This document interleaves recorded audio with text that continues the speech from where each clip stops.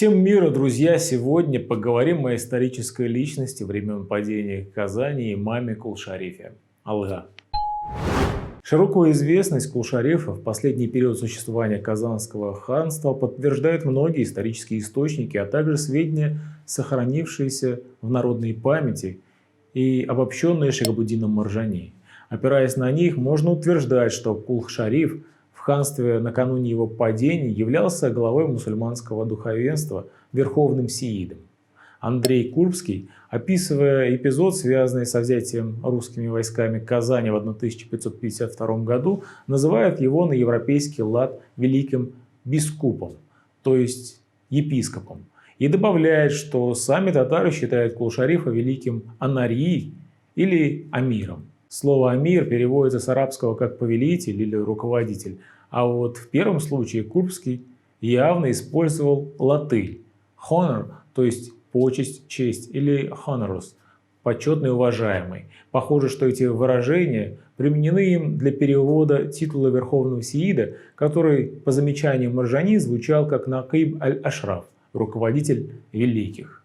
Как известно, сиидами в мусульманском мире называли потомков пророка Мухаммада, да благословит его Аллах и приветствует, из ветви, восходящей к его внуку Хусейну. Очевидно, и Кул-Шариф, будучи сиидом по происхождению, возводил свой род к пророку Аллаха.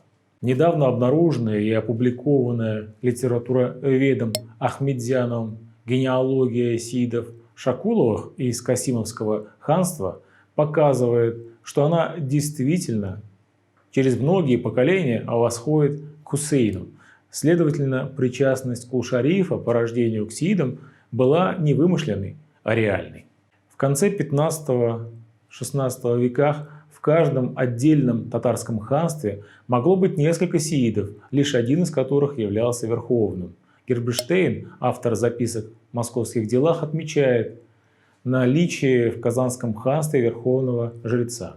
В Казанском ханстве такой сиид, как видно из жалованной грамоты хана Сахиб-Гирей 1523 года, именовался Судар аль-Газим, что переводится как «великий сиид».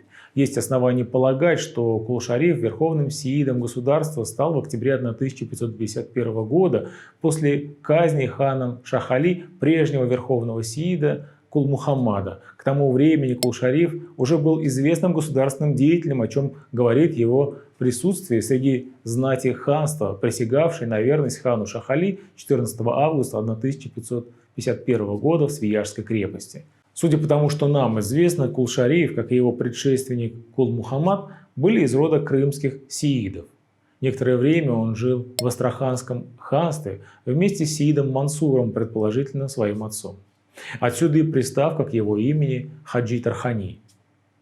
Ахмедзянов, опираясь на эти и другие сведения, выдвинул обоснованную гипотезу, что автором сочинений периода Казанского ханства Зафер-Наме Вилаяти Казань 1550 года и стихов мунаджатов, в первом случае названный шарифом Хаджи Тархани, а во втором Кул-Шарифом, является именно сиид Кул-Шариф.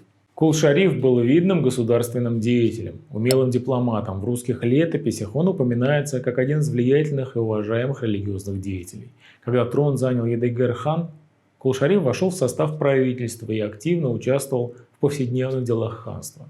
После смерти своего отца Мансура в 1546 году он назначается предводителем религиозных деятелей ханства. Широкообразованный, нравственно чистый и честный человек, он пользовался огромным уважением у себя на родине. Передается, что он на своем белом коне любил проезжать по улицам города, и казанцы в знак глубокого уважения восторженно приветствовали его. Даже хан при встрече слезал со своего коня, целовал подол его чапана и желал ему здоровья. Кул-Шариф пользовался уважением из-за границей. В этой связи знаменательно признание Марджани в том, что русские князья, поддерживая связи с казанскими ханами, присылали ему персональные письма, а также подарки. Исследователь истории Казани Худяков даже утверждает, что Кул-Шариф являлся первым лицом в государстве и в моменты междуцарствия и в силу своего высокого положения становился во главе Временного правительства. Он выполнял и дипломатические поручения. Дипломатические поручения требовали от него выдающейся образованности, глубокого ума и широкого опыта, упоминает историк.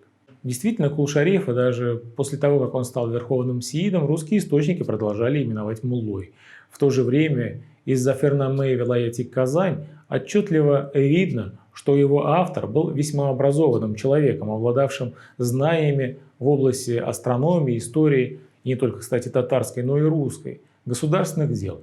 Кроме того, в этом произведении, написанном в целом прозой, довольно много поэтических строк. Одним словом, Кул-Шариф, он же Шариф Хаджи Тархани, был и поэтом.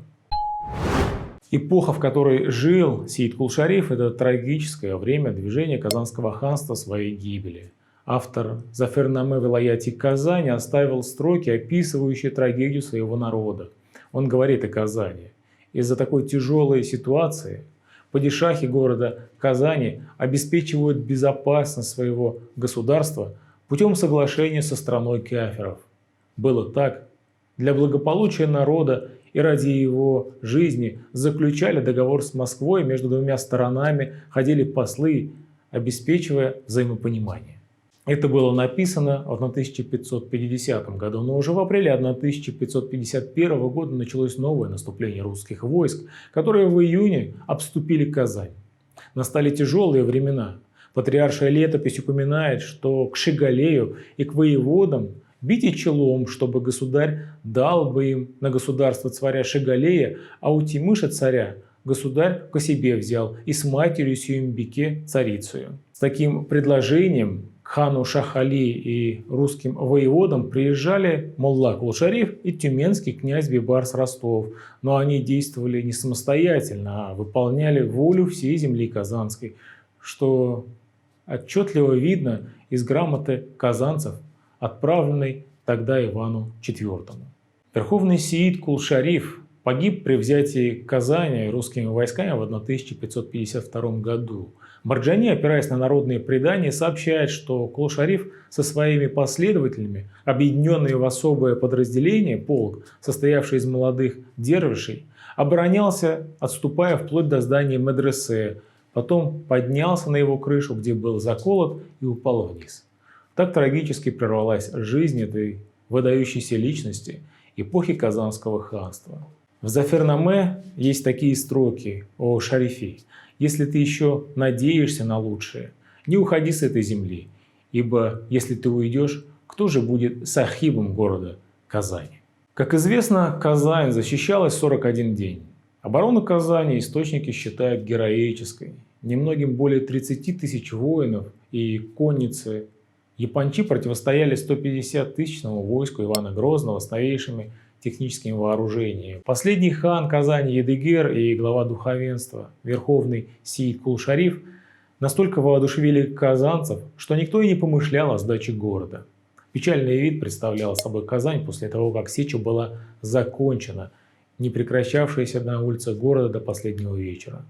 В том бою погибли многие защитники Казани. В своем исследовании видный татарский ученый, просветитель, философ Марджани писал, что в крепости Кремля была 8-минаретная главная соборная мечеть, во главе которой стоял сиид Кул-Шариф. Пользующийся уважением, почетом религиозный деятель, ученый, поэт и дипломат.